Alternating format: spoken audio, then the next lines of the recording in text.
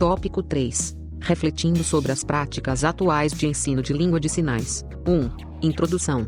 Falar do contexto atual da educação de surdos é, ao mesmo tempo, mergulhar na história deste sujeito histórico, que ao longo do tempo tem lutado por seus direitos de estar em sociedade, de pertencer a um processo no qual seja reconhecido com sua cultura linguística, cultura essa marcada pela surdez.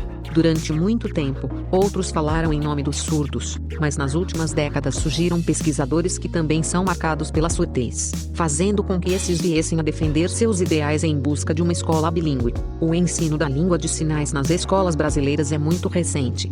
Embora existam professores surdos em algumas escolas de surdos já há alguns anos, suas atividades nem sempre estão relacionadas ao ensino sistemático da Libras, muitas vezes, atuam como coadjuvantes dos professores ouvintes regentes, localizados em turmas de educação infantil, ensino fundamental e ensino médio.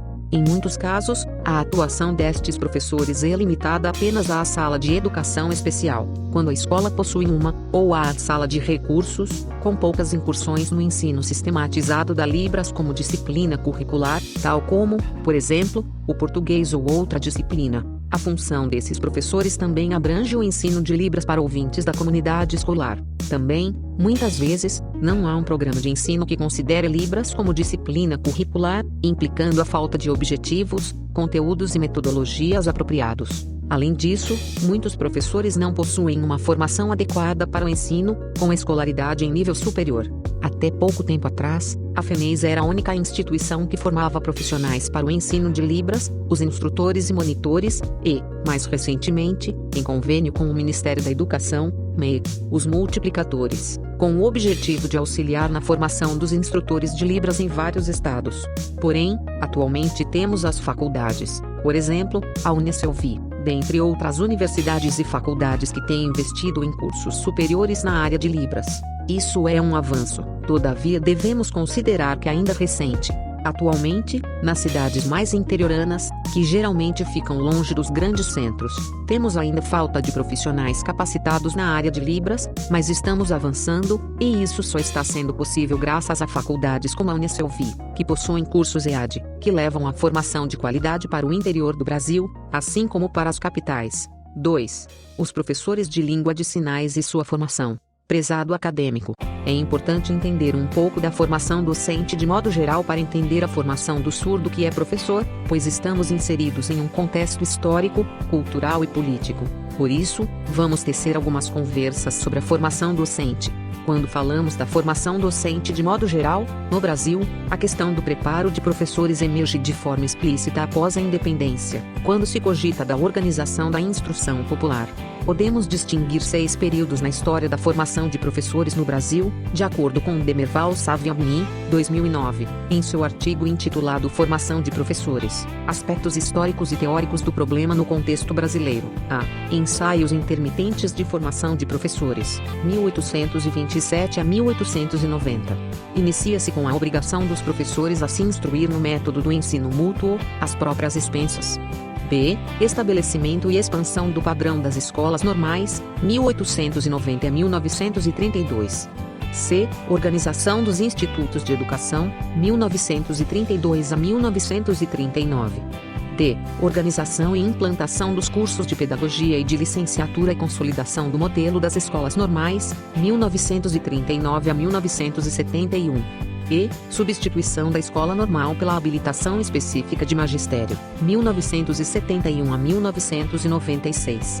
F. Advento dos Institutos Superiores de Educação, Escolas Normais Superiores e o novo perfil do curso de Pedagogia, 1996 a 2006. Podemos perceber que, ao longo dos últimos 2 séculos, a formação docente vem se tornando cada vez mais especializada. A questão pedagógica ocupa uma posição central a partir da década de 1930, e esses profissionais passam a ter uma necessidade de se formarem em institutos próprios para exercerem a profissão docente.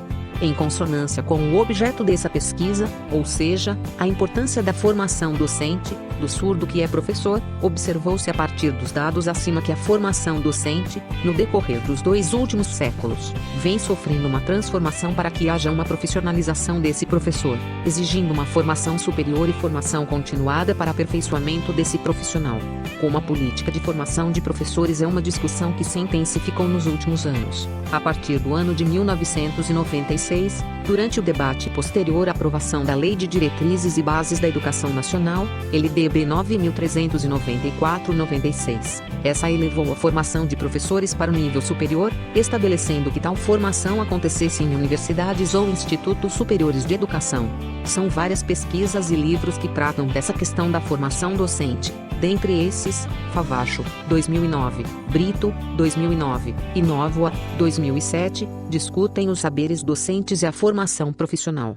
Quando o surdo que é professor questiona sobre a realização de seu trabalho docente, pode revolucionar sua própria perspectiva sobre si e sobre sua profissão, emergindo em uma ou por meio da experiência de si. Para entendermos um pouco da formação do surdo que é professor, é importante saber que os cursos superiores em licenciatura, atualmente vigentes no Brasil, destinados aos sujeitos surdos, são Letras, Libras Licenciatura e Bacharelado e o curso de Pedagogia, bilíngue. A formação do surdo que é professor, assim como qualquer outra formação docente, não pode se limitar à titulação, em que se tem prioridade. É necessário, acima de tudo, qualidade reflexiva sobre a formação docente nesses cursos de formação e, principalmente, nas formações continuadas.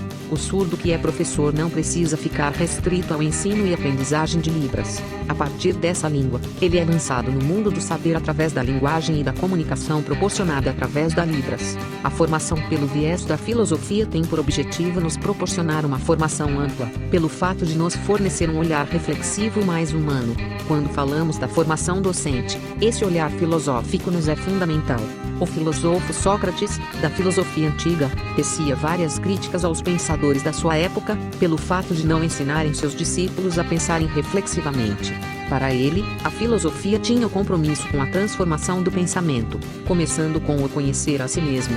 Coan, 2009, páginas 75 a 76, tendo como base o pensamento socrático, nos diz que, assim, diria Sócrates, ensinar e aprender filosofia estão relacionados, basicamente, a uma sensibilidade, para compartilhar um espaço no pensamento, para dar lugar no pensamento a um movimento que interrompe o que se pensava, e começar a pensá-lo novamente, de novo, desde outro início, a partir de um lugar distinto, para voltar o olhar ao que não se olha, para valorizar o que não se valoriza e deixar de valorizar o que é tido como mais importante. O professor propõe esse lugar, seduz o aluno a acompanhá-lo, inaugura uma nova relação. Assim, a filosofia, sua prática, o exercício de pensamento que propõe, é também uma atividade patética, frial, erótica. Sócrates seduz seus jovens interlocutores a entrar no mundo do pensamento tal como ele o habita. Trata-se de lugar para aprender, e para pensar. A filosofia nos faz pensar para além do que é óbvio. O surdo professor ao ensinar a Libras não deve ficar preso à língua em si, deve ir além da língua.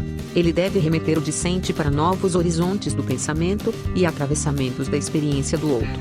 Horizontes que perpassam a vida do outro. O aforismo "conhece-te a ti mesmo", que estava na inscrição que se via na entrada do oráculo de Delfos, nos remete à filosofia socrática em relação à busca do autoconhecimento, não bastando, por exemplo, ao surdo o direito de ensinar a Libras, direito esse garantido pelo Decreto número 5.626/2005. Todavia, para além disso, propomos, nesta disciplina, a necessidade de uma formação do surdo que é professor, para além da experiência surdez. Termo utilizado por Penha, 2017. A necessidade de profissionais surdos para ensinar Libras nas escolas de surdos e escolas inclusivas trouxe medidas paliativas para resolver este problema, algumas bastante comprometedoras, pois em muitos lugares ainda se acredita que basta ser surdo para saber Libras e ter competência para ensiná-la. É como se bastasse falar português para ser professor de português. E na falta de um surdo que fosse considerado competente para esta função, recorria-se a um ouvinte que soubesse Libras, mesmo que minimamente, mas que tivesse a formação pedagógica pedagógica necessária. O resultado disso é um distanciamento cada vez maior entre o aluno surdo e o conhecimento, em especial o conhecimento da própria Libras, além de comprometer a formação de uma identidade sadia. A formação do professor da área de Libras não pode ficar restrita apenas a Libras por si só. A formação do professor surdo não está simplesmente na surdez. Para se tornar professor, ele precisa ter uma formação docente. Formação essa que perpasse por um viés filosófico, que engloba uma visão de mundo mais ampla, não se restringindo apenas à língua em si, mas que proporcione através da Libras um conhecer a si mesmo, ensinando o outro a também se conhecer. Na experiência docente, para o pensador grego Sócrates, conhecer a si mesmo é o ponto de partida para uma vida equilibrada e, por consequência, mais autêntica e prazerosa. Assim, a docência implica saber e reconhecer que não se é dono da verdade, e que na formação tendo por base o viés filosófico. De acordo com Coan, 2009, p. 11, há sempre um pouco de vida e de morte, quando temos a filosofia como base, pois ela nos apresenta o novo. Muitas vezes, o próprio é o que, por conta das verdades que nos são apresentadas na construção da subjetividade docente, ou do sujeito em si, não permite nos conhecer. A filosofia nos apresenta uma reflexão e nos traz algo de liberdade e de controle, de cuidado, e não cuidado, de emancipação e embrutecimento, até o ponto de percebermos que, no fundo, temos muito ainda a aprender. Para tanto, vamos utilizar o aforismo socrático "só sei que nada sei", para ilustrar a importância do conhecer a si mesmo. Coan, 2009, página 25 a 26, diz que, nada mais vazio que um ser humano que se considera sábio, nada mais impotente que os presumidos sábios, nada mais potente e afirmativo que um ser humano que se sabe ignorante. O gesto de Sócrates é impressionante. Nada é o que parece. Ao contrário, as coisas são opostas ao que parecem. A ignorância sabe, o saber ignora. O ignorante sabe, o sábio ignora. Tamanho sacrilégio. A ignorância não é o que parece, somente uma negatividade. Pode ser todo o contrário, a afirmação que torna possível o saber, o pensamento, enfim, uma vida digna para os seres humanos.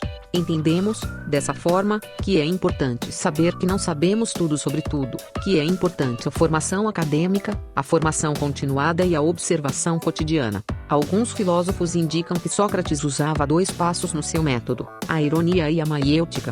O primeiro, a ironia, consistia em admitir a própria ignorância para poder aprofundar na verdade e destruir o conhecimento ilusório. O segundo passo, a maiêutica, é associado ao ato de esclarecer ou dar à luz ao conhecimento na mente de uma pessoa.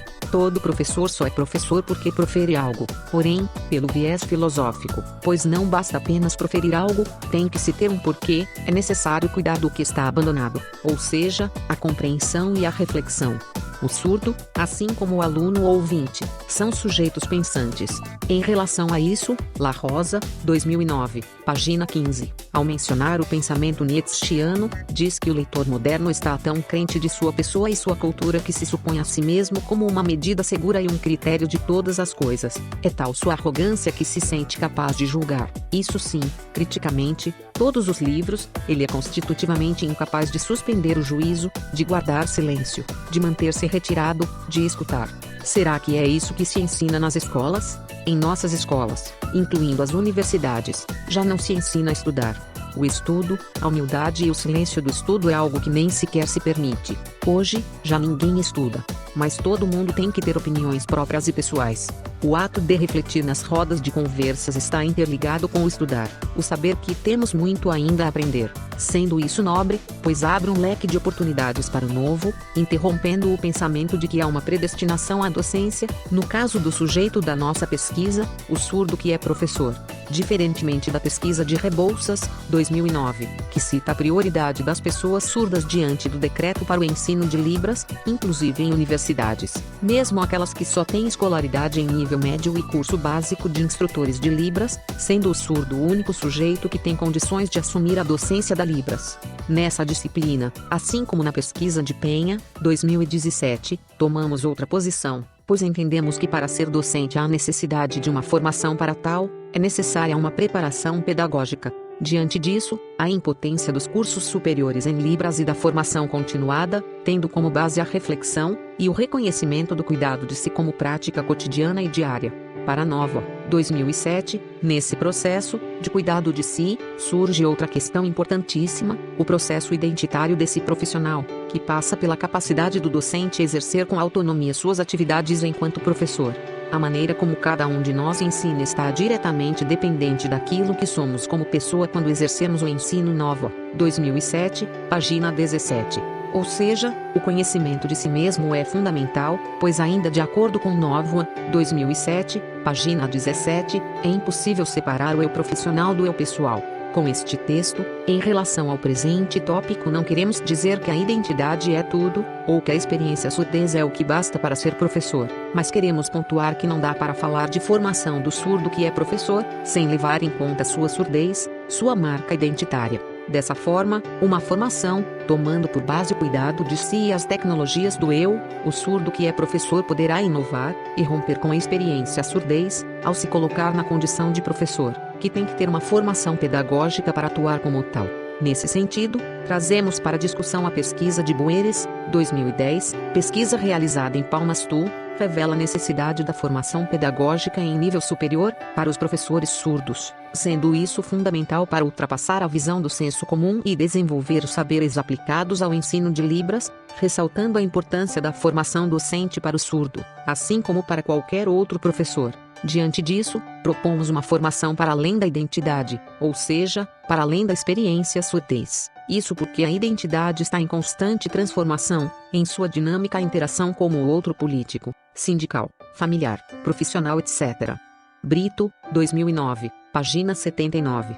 A todo momento, o surdo que é professor está sendo subjetivado, sendo pelos editais ou outros meios. Para Penha, 2017, página 81, a pedagogia coloca, em primeira e última instância, a identidade do professor surdo, consigo mesmo. Ora, o surgimento do surdo que é professor, rompe e supera a identidade do professor surdo, consigo mesmo, ou seja, com a experiência surdez, abrindo espaço para o pedagógico. Contudo, como compreender o surdo que é professor, se nos recusamos a vê-lo como um estado temporário, aonde se vem se aperfeiçoando? Creio ser possível entendê-lo por um lado, como potencialidade e, por outro, como exposição. Diante da importância da linguagem para a formação docente, o próximo subtítulo trará um diálogo sobre as práticas pedagógicas, dentro do contexto da formação do surdo que é professor. 3. Práticas pedagógicas. Para falar sobre práticas pedagógicas é importante levar em consideração que não iremos dar receitas mágicas, pois todo o processo de formação do professor refletirá na sua linguagem cotidiana e, consequentemente, na sua docência. Para Penha, 2017, página 45, o sujeito é derivado da linguagem cotidiana, ou seja, de algo pré-estabelecido, ele não pode pensar algo se esse de nenhuma forma não tenha surgido diante dele. Quando falamos sobre formação docente do surdo que é professor, falamos de uma docência que já existe e que perpassa os demais docentes do espaço escolar, sendo eles surdos ou ouvintes.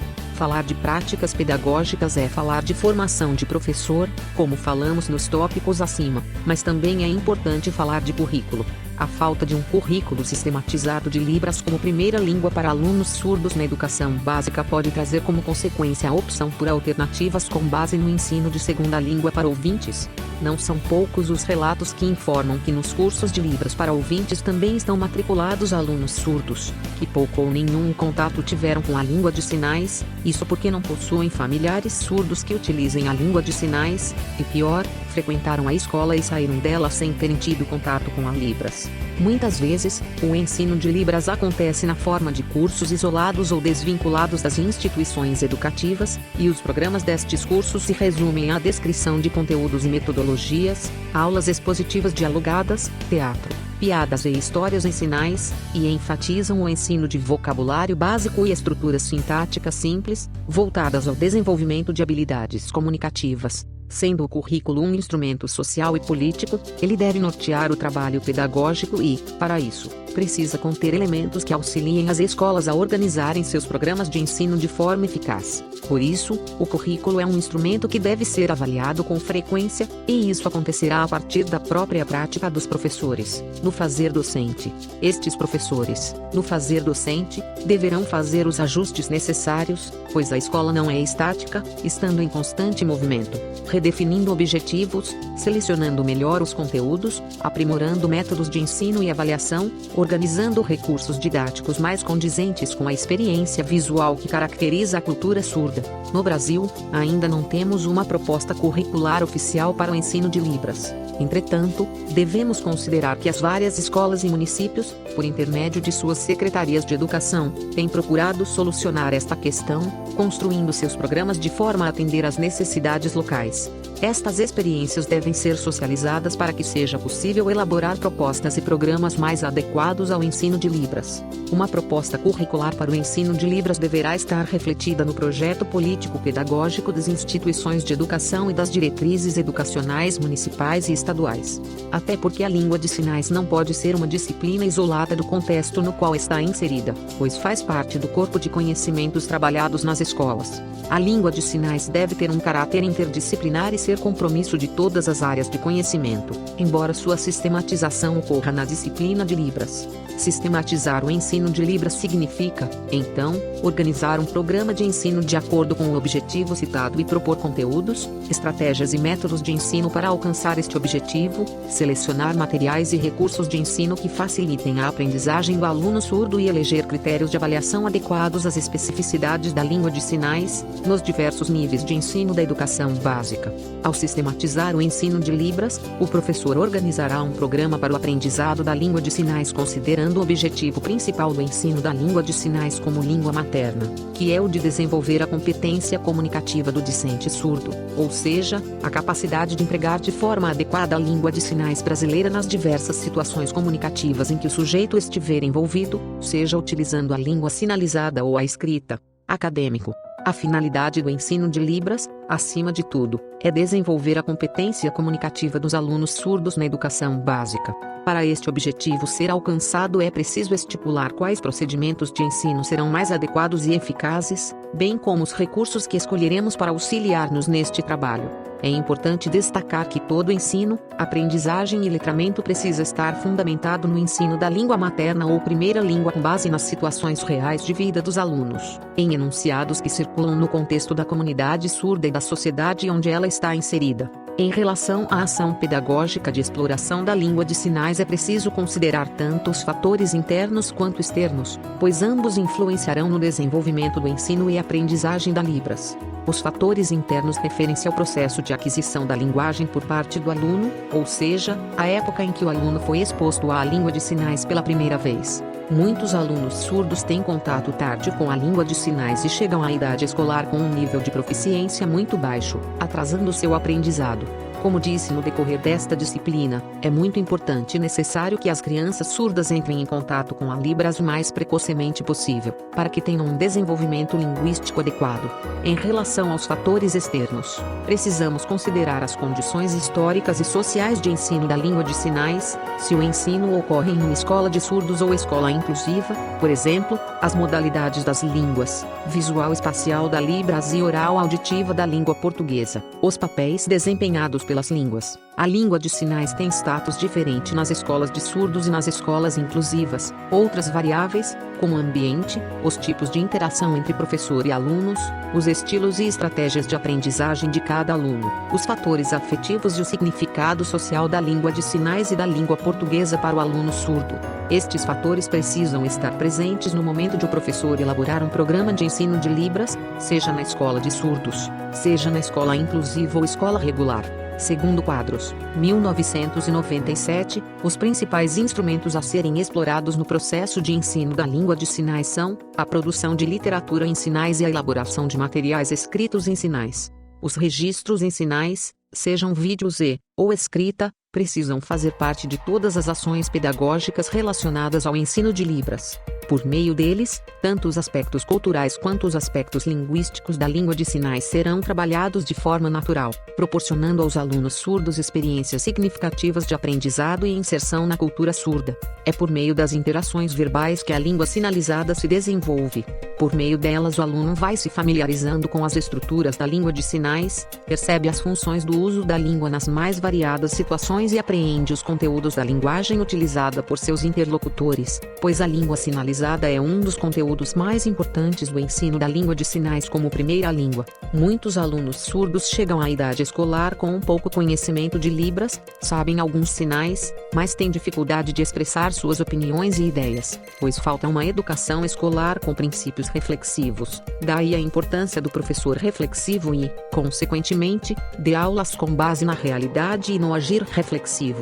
É preciso criar espaços educativos motivadores para desenvolver a habilidade de sinalizar e compreender o que outras pessoas sinalizam. O trabalho com a língua sinalizada se define pelo desenvolvimento de duas habilidades: expressar-se em sinais e compreender sinais. A habilidade de expressar-se em sinais envolve o ato de sinalizar a outras pessoas na esfera privada ou pública.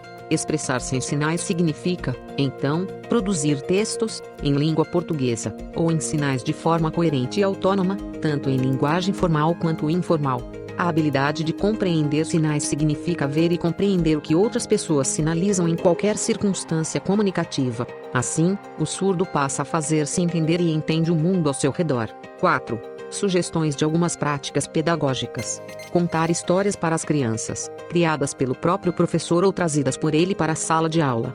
Pode-se criar histórias sobre fatos vividos, experiências, histórias engraçadas, histórias de suspense e de terror, que estimulam a imaginação dos alunos e auxiliam a desenvolver o hábito de prestar atenção, fazer inferências, antecipar situações e levantar hipóteses sobre o enredo, deduzir e tirar conclusões. Introduzir as crianças surdas pequenas no mundo das histórias surdas, promovendo encontros na associação de surdos, ou trazendo os surdos mais velhos para contar histórias na sala de aula. Os assuntos podem ser os mais variados, desde que haja oportunidade de vivenciar a língua de forma espontânea.